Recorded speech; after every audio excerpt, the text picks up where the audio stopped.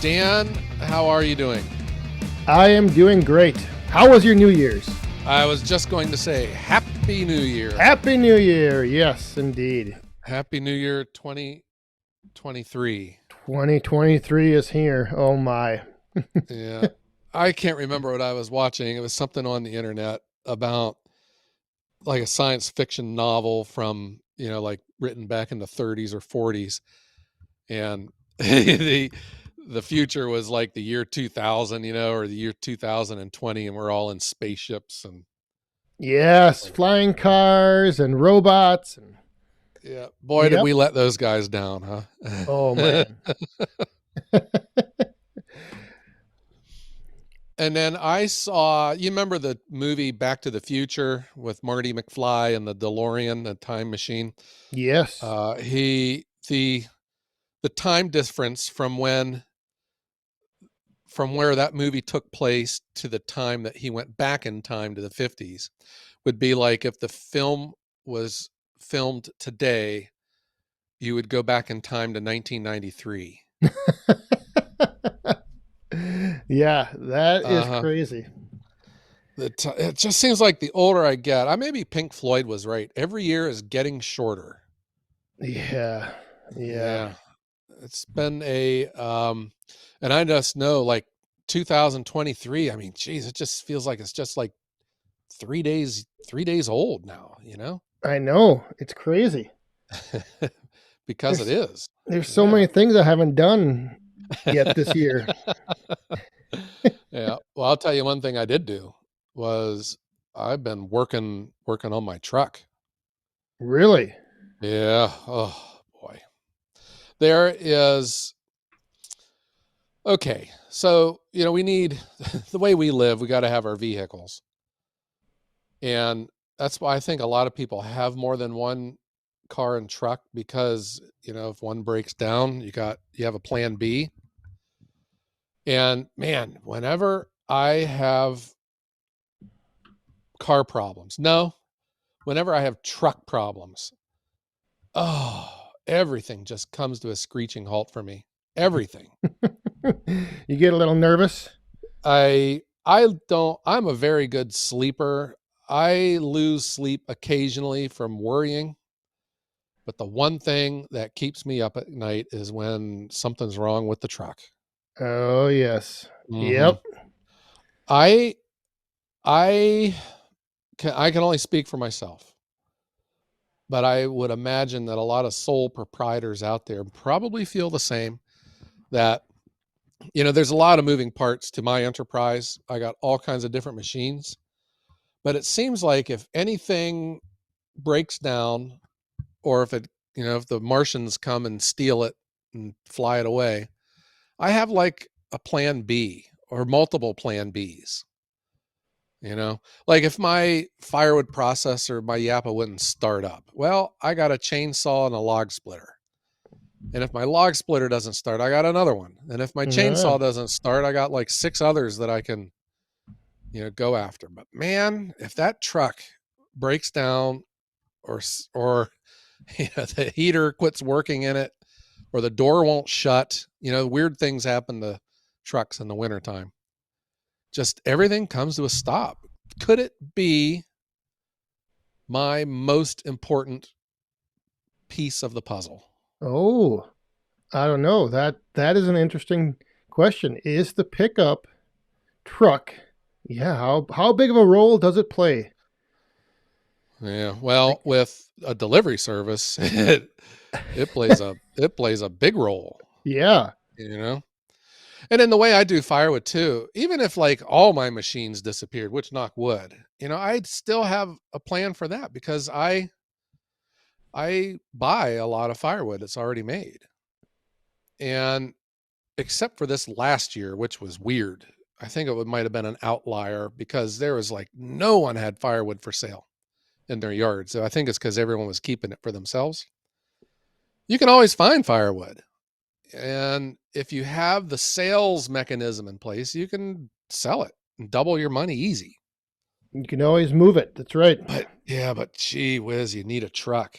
Yeah. I guess there's ways around that too. I don't know how practical they are. You can go rent one for the week, Yeah, I you don't know. know. I see, like, you ever go to like Home Depot and they have their pickup truck out in the parking lot, for $19 an hour or Yep, 19. Yeah, I was thinking, man, that could make sense too in a pinch. 1999. In a pinch. Yeah. But I had some truck problems, and I'll blame it on that cold snap that we had. But I had another one too during the cold weather. My heater quit working in my delivery truck. I got two trucks. My white one that's all lettered up. I call it the delivery truck. The heater quit working in it. So these Ooh. Fords have this blend door actuator. It's in the dashboard behind the radio, and they just start thumping, thump, thump, thump, thump, thump. It's like Chinese blend door actuator torture. And you got to get it fixed. All the Yeah. deliveries come to a screeching halt. You got to take the radio, and that thing has got the one bolt that you can't get to. Man. Yeah. But then this cold snap that we had. So my 4-wheel drive, I've had it forever. It has been, I hate bragging because it's going to break down. It's been the greatest truck. It's not a good puller. It has no power, but it is just a great running truck. It has never once had a hiccup. And after this cold spell, during it, I had it idling out in the driveway because it had an inch of ice on it. And it probably idled for about 20 minutes to a half hour. And then the next day, when I went out to start it, it wouldn't idle. Oh no. And, pull a trailer full of firewood with a pickup truck that won't idle, you know? And, it just ruined my week. And it was too cold to work on it. And I thought, well, maybe Fords have a knack of fixing themselves. And maybe if the temperature breaks, because it was supposed to warm up, it would, like, something was froze up on it and it would unfreeze and it would run fine. Well, it didn't. It didn't. No. Oh.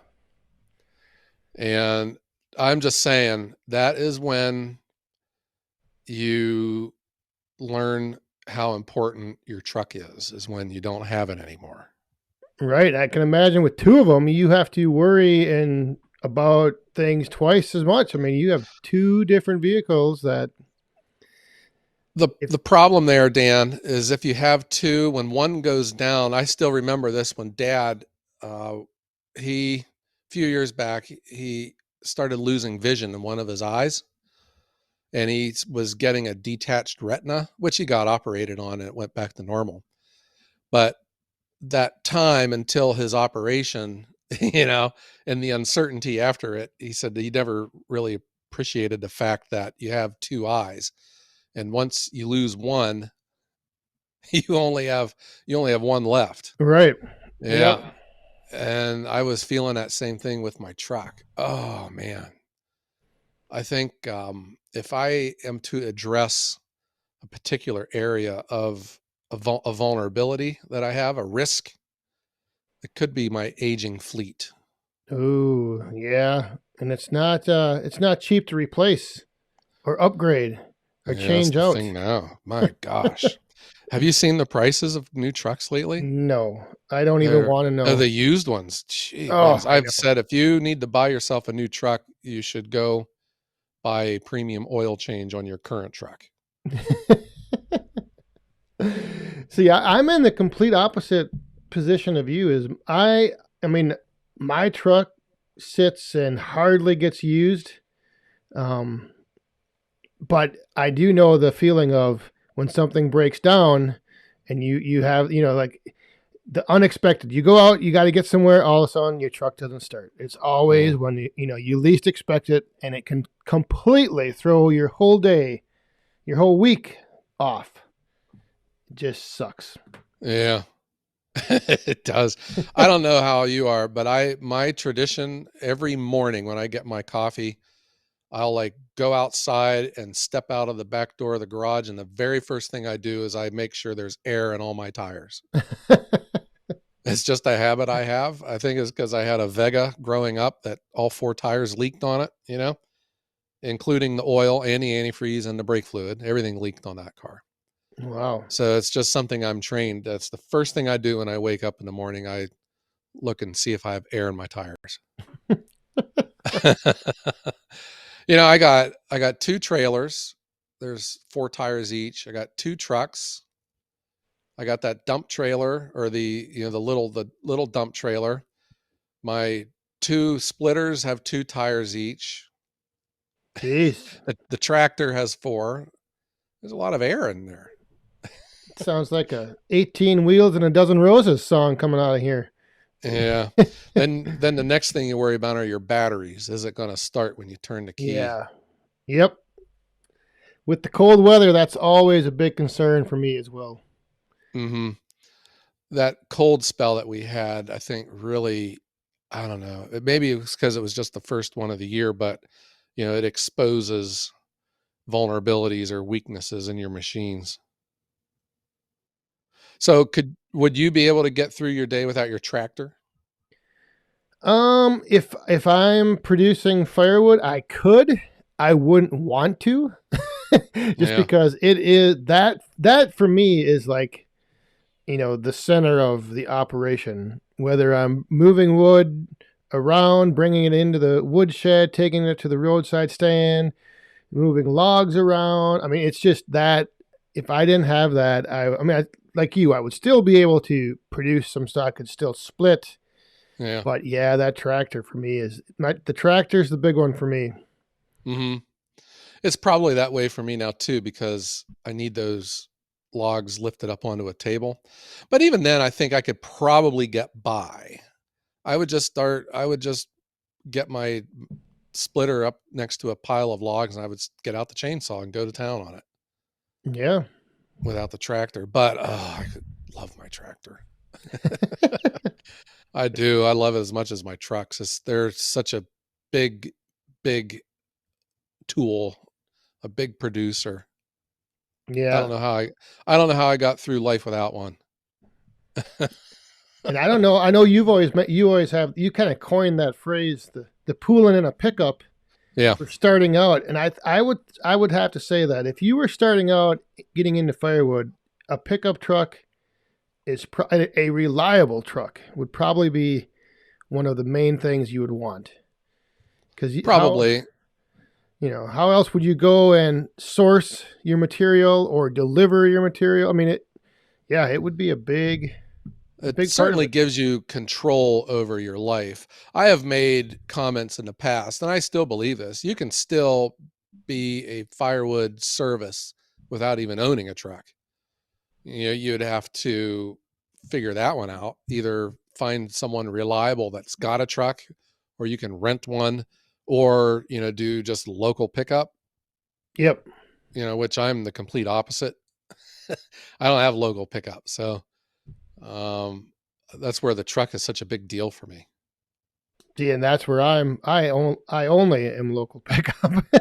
So that's why my truck is kind of in a position of, it's kind of the opposite. Uh-huh. But starting out, it wasn't that way. I mean, I would drive to my neighbors. I would drive to the farm. I would drive all over looking for wood that I could, down trees, just ways to bring wood back to the wood yard to split up and process into firewood. Mm-hmm. So a pickup was still useful for me starting out, even though I never delivered with it. I delivered wood to my wood yard. That last, this was before the big storm. We did have that cold snap, and that's when my heater quit working in my white truck. And that's where I wish I had the discipline. I would have filmed it. I don't know how exciting of a video that would be for my YouTube channel, but oh man. And what I had done, because the thumping, I had to drive, it was like a 40-mile round trip. I'd have gone crazy. So my thought was, I will pull the plug on this thing, and then I'll just drive back and forth without any heat and just deal with it, But to get the thumping to quit, I couldn't get to the plug until you took the part off. Oh. And I had to take, if you know your Fords, do you know that you can have your stereo out of a Ford in like 15 seconds? No, I did not. Yeah, they make a special tool and you literally stick it in the hole, you pull it out, and you got a brand new stereo in your hand. Just a little Wow. tip out there if you ever want to break into trucks out in the parking lot. Yeah, so I had the stereo out, and then you have to take the glove box and like pull the things on it so it flips all the way down. And you got your right hand up in the dashboard through the glove box and your left hand in the dashboard from your radio. And you got this little dinky 8mm wrench that you can just get about a 1/16 of an inch turn on the nut every time you bring the wrench back to get another bite on that nut, you cut your finger again on a sharp piece of metal in there, you know? Or you drop the wrench. Yeah. So I got the part loose and pulled the plug on it, and then I went on my delivery. So I was like 2 hours behind schedule. But, you know, I called everyone, told everyone the update and stuff. So no one was sitting around waiting on me. But just little things like that. Log Hauler Jesse was telling me, you know, his big truck, his heater quit on it. And it was something with the heater core, which was under the passenger seat. And he had to take the passenger seat out. And Ooh. or I think he had a window that went down and it wouldn't go back up. You know, you just think of just like weird things that can happen, you know, especially in a winter time. Yeah. You just don't, you know, you always think of the car breaking down or blowing out a tire, losing your brakes and stuff. But man, think about your window not going back up in the middle of winter.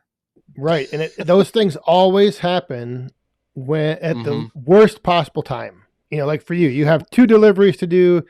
This thing goes out. If it would be that you were just driving into the store to get a gallon of milk, you know, that nothing ever happens when you're just doing that.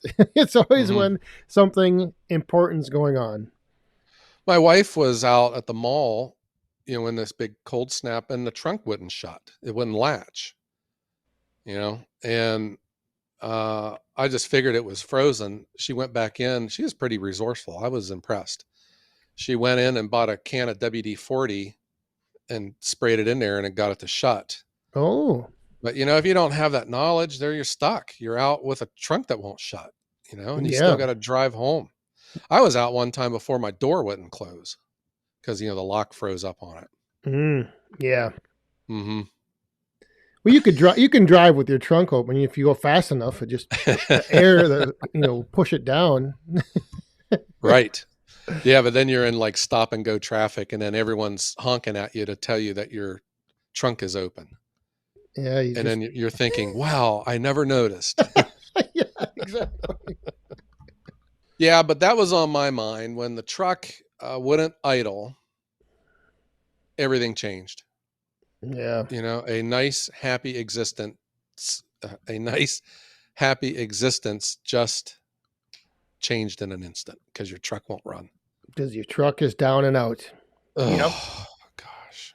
Yeah. The operation comes to its knees. Mm-hmm. And I really do believe this. If you were to ask me what is my most important piece of equipment that I have for my firewood operation, I'll tell you it's my truck. Yeah. Yeah. I can, like you said, being a firewood delivery service, that makes perfect sense. Yeah. It makes me think that buying a new one may be worth, you know, the pain of shelling out some big bucks. Yeah. That's the nice thing about my tractor. It's brand new. Well, it's not brand new anymore, but you know, it's new. You turn the key, it starts. You don't have to worry about it. Yeah. That's why I got rid of my old truck. Is just like, I just got so tired of that unknown what's going to break down next. So I figured if I bought a newer truck, I would eliminate that problem, you know? Yeah. Well, the old saying is parts or payment. Yeah. Yeah. And the payments now, I don't know if I'd want on a new one. Oh gosh. I don't see, especially with trucks. Gosh, they're so nice. And man, are they expensive. Could you imagine buying a new truck and then like throwing a cinder block into the bed of it? Oh my goodness. Yeah. or walking walking off the dealer's parking lot knowing that the truck you just looked at was twice as much as what your parents paid for their entire farm. Yeah, for their house. Gosh, my health times have changed, huh? But if anyone at Ford is listening, I would gladly take a new truck and give my personal feelings and opinions on it every week for the rest of 2023 if you would Yeah. like to drop one off. I'm holding out for the Maserati truck. Oh, there you go. Yeah, we need Maserati to make a truck, and then I will run it. I'll think about it, but I'll probably do it. I'll run it on my channel and let everyone know how it goes. Oh, yes. That would be I'm nice. a simple guy from Ohio, but I've always wanted a Maserati. I just think they're about the coolest looking car on the road. Wow. And you would drive it around? Oh yeah, I would. Really? Yeah, the most practical guy you've ever met, but I would drive a Maserati. Have you seen them? God, are they cool? It's the Maserati Gran Turismo. Yeah. I think the sharpest car ever, and it's got a Ferrari engine. It's considered a supercar. Ooh. You know, it's as fast as a Ferrari or any of these, Lamborghinis and stuff, but it looks, oh God, is it awesome. Yeah, I'm not much of a car guy. I'm not really into, but well, that's the practical side of me. Yeah. So that's like Ford Tauruses and F-150s. That's my life. Yeah. That's the whole thing. And that's why, for me, a vehicle is, I want to put the key in, I turn it, it starts, and it gets me from point A to point B. Mm-hmm. And to your point, when there's a disruption in that, that's when the aggravation just builds. Yeah, I think I take decent care of my vehicles. Probably I'm not as disciplined as I should. But that is one of my secrets in my past that many people don't know, is that I'm a true blue motorhead and just grew up with cars. I've worked on them my whole life. And I don't know, I keep wishing I could just get away from it, because some of it I just don't enjoy doing anymore. Like whenever my truck would need brakes, I shopped around to find someone to put brakes on it, and I just couldn't get over how much people are charging. And these brake jobs are just so easy to do.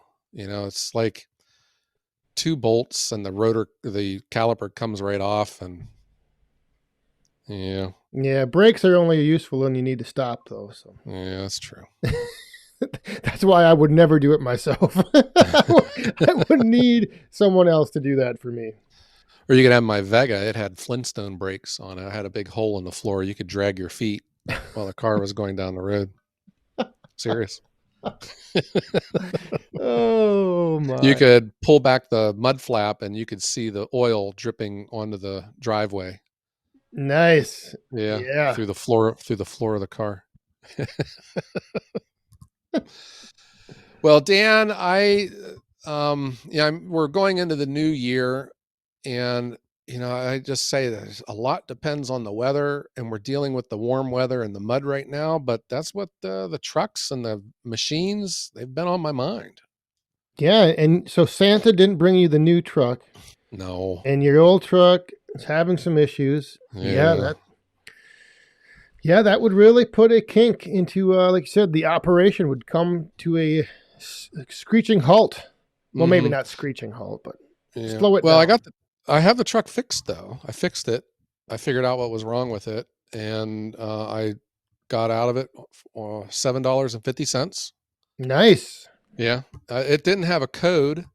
I just did some research on it, and they said that the throttle bodies get gummed up on these things over the years. And that throttle body, literally, I could take that out of that truck in 5 minutes. Well, I did. And the backside of it was just varnished, so I just gummed out. Well, I used a throttle body cleaner and got it all nice and clean, and it runs brand new again. Wow. See, that's something that I wouldn't be able to do. I would end up having somebody look at it, and I would pay, whatever it was, $120 an hour labor rate. What planet are you from? That's just, that's just how I am. Well, I guarantee you with my truck, Ford would have charged me $500 and they would have not figured out what was wrong with it because it didn't have a code. Oh, yeah. And I'm telling you that mechanic wouldn't have wanted to spend extra time, cleaning a throttle body because he's not getting paid to replace a part. Yep. Yeah, that's how it works these days. But we're back to normal, but it's in the back of my head. That was a lonely feeling. Oh, yeah. And that's not a good way to start the new year like that. Definitely not. Yeah. Well, it's on my list. I'm not I don't know if I have a plan, but it's on my radar screen. So we'll figure it out. Ooh. Yeah. Little. Or you'll go outside one day and your truck's missing. And then you'll see it in one of my videos. I think I do have almost the exact same truck as you. It's pretty close. Well, mine, I got into it cheap. And this was before the prices went crazy. It's what you call a work truck. It's an 8-foot bed with a regular cab. It's got roll-up windows and a pathetic stereo. And, it's just a stripped down truck. But, man, it's nice. Yeah. It's fast. That white truck I have, that thing belongs on the drag strip. My 4-wheel drive truck is slow, but man, it runs nice. It's just the nicest running. And that was the hard part with it when it was stalling. You can't hear the engine running anyways. It's so quiet and smooth. And I couldn't even tell that the truck stalled. I'd push on the gas. I was thinking, what the heck? Ooh. You'd like those that white truck. Like those new cars that shut off when you're at a stoplight. Yeah, I have my dad's old Malibu that shuts off, and it causes me stress. It takes me back to my Vega because it would shut off at the intersections too, but it wasn't supposed to. Yeah. So there we are going into 2023. I'm still loaded up with deliveries, and I just point my truck in the right direction and hope it gets me there. There you go.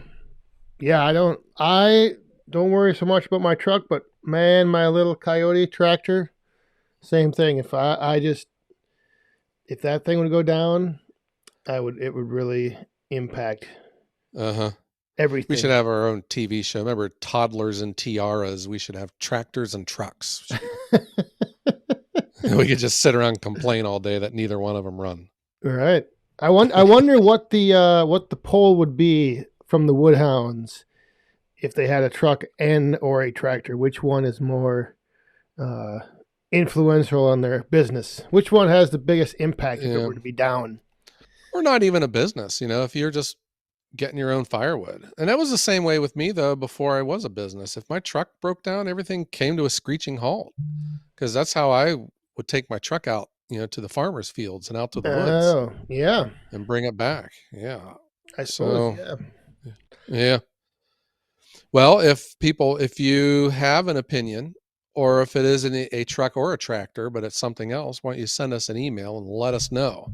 Maybe we'll read your email on the podcast. Yeah. Yeah, I would be interested to know because I think for me growing up, that's how we always went. We always went back into the woods to make firewood with a tractor and a trailer, like a wagon. So the whole idea of getting firewood for personal use was always with tractors. Yeah. Yeah. And that's how I am now. Shockingly. God, it's crazy. Yeah. How that turns out. The things you don't think influenced your life. And all of a sudden you look back and you're like, geez, that's how I did it when I was young. And now that's how I'm doing it now when I'm old. Yeah. Oh. Well, all right, Dan, how about we strike up the band and let's get out of here, huh? Yeah, let's go take on 2023 with gusto. Oh, yes. Yeah, it's been it's so far it's been good for me, but you sounds like it's going to only get better. I'm good. That's fixed. Everything's back to normal. Everything's back to normal. All right. Knock wood. Yeah. There you go. All right. Well, I want to thank everyone for tuning in and helping make the Wood Hounds Podcast the #1 firewood podcast in the world. Yes. Thanks for being here, Wood Hounds, and we look forward to seeing you, or for you listening to us, next Wednesday, 5 a.m. New episodes every week. Yeah. Be there or be square. Yes. All right, everyone. Well, thanks for tuning in, and everyone have a great year.